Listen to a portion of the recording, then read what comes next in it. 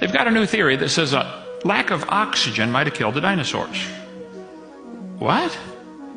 Lack of oxygen? Well, it's interesting. The huge dinosaurs, an 80-foot apatosaurus, for example, had nostrils the same size as a horse. How is an 80-foot animal going to get enough air through nostrils the size of a horse's? Sometimes in the amber, which is tree sap, hardened, petrified, sometimes they find air bubbles. The air bubbles, when they suck them out and analyze them, are 50% more oxygen than we have today. The air we're breathing now is 21% oxygen. What if it was 35%? If the atmosphere originally was 35% oxygen and double the air pressure, just breathing would be exciting. Baby Jessica was 18 months old, and her left leg slipped down in a pipe. Her right leg came up behind her, and she did the splits.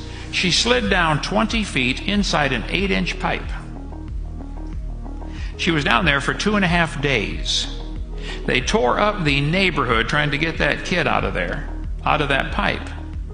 When they finally got her out, her right leg was completely black from lack of circulation. One of the doctors said, "We have to cut her leg off right now. It's black, no circulation." Another doctor said, "Hey, before we start cutting stuff off, let's try putting her in a hyperbaric oxygen chamber." In a what? Hyperbaric, high pressure oxygen chamber.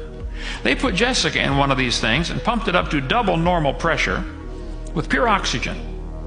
Within a few hours, her leg turned pink.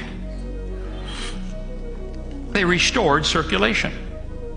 They finally had to cut off half of her little toe.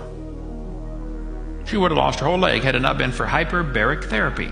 Dr. Kimori in Japan started raising tomato plants with filtered sunlight. He used a mirror system to collect sunlight and send it through fiber optic cable to his plants. So the plants would not be getting ultraviolet light or x-rays, only sunlight, pure light, okay? His tomato plant grew 16 feet tall and produced 900 tomatoes. This is one plant. They moved it to a shopping center, built scaffolding to hold up the branches. They said this thing might produce 10,000 tomatoes. It ended up growing over 40 feet tall and produced 15,000 tomatoes off one plant. They were cherry tomatoes, but his were coming off baseball size. I think maybe the whole earth was that way. I think it had not only a canopy to filter out the radiation, it had increased air pressure, richer CO2, pure gene code, better soil, and the birds chirping is what opens up the leaf cells so they can breathe in the morning. One guy got curious, why did the birds start chirping an hour before sunrise?